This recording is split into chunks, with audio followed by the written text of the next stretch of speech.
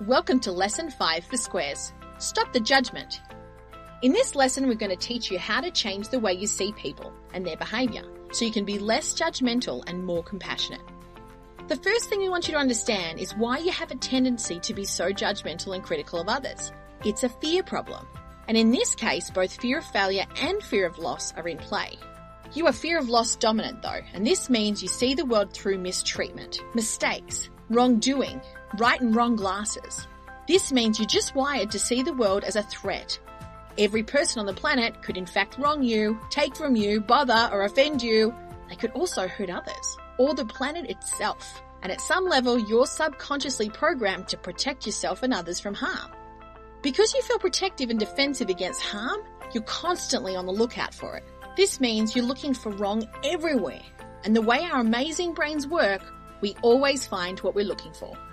If you look hard enough, you can find wrong, bad, inconsiderate, lazy, irresponsible, ill-informed, clueless and uneducated people everywhere. As a matter of fact, every person on the planet is imperfect and at times shows up wrong. So there are lots of opportunities for you to stand in judgment of others. But what does this tendency to judge others get you? Is it creating the kind of relationships you want? Does it draw people to you or push them away? Do people feel safe with you? And if they don't, do you actually care? We realise that some of you don't. You like the way you are. You don't see much reason to change. But if you're unhappy with the current state of your relationships, your tendency to be critical, snap at others, correct them, get angry with them or judge their choices probably has something to do with it.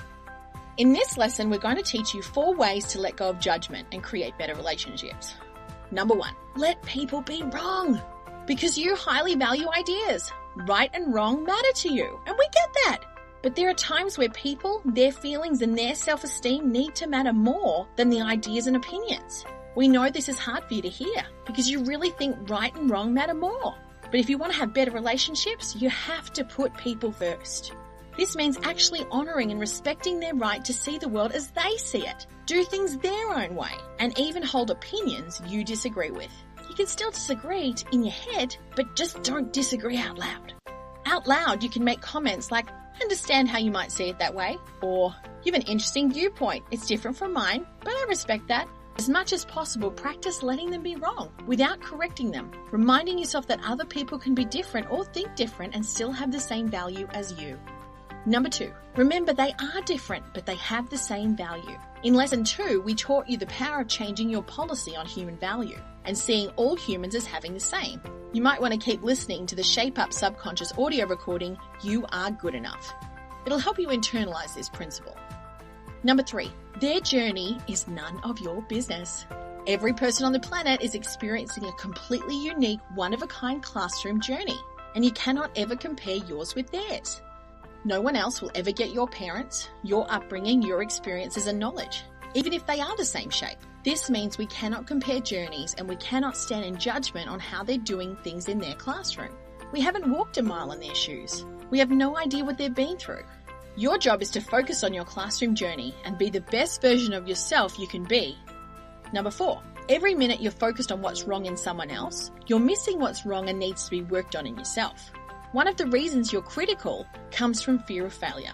The more fear you have about not being quite good enough yourself, the greater your tendency to look for wrong in others. If you can find wrong in other people, the government, the police, the city, the church, the neighbours, anything else around you, it takes your focus off the bad in you. That's really the reason you do it. It feels safer. You subconsciously believe if you can see bad enough around you, then it somehow makes you the good guy. This is why you might like being on your high horse or soapbox about the bad in others. We recommend you watch for this behaviour and recognise that it isn't really making you feel better. Being this negative does not create happiness, and it pushes people away from you. Make a goal to be more positive. Look for the good, not the bad in everything. And take the time to praise, compliment and validate people around you. This will actually make you like yourself better, and it will greatly improve your relationships. You can do this.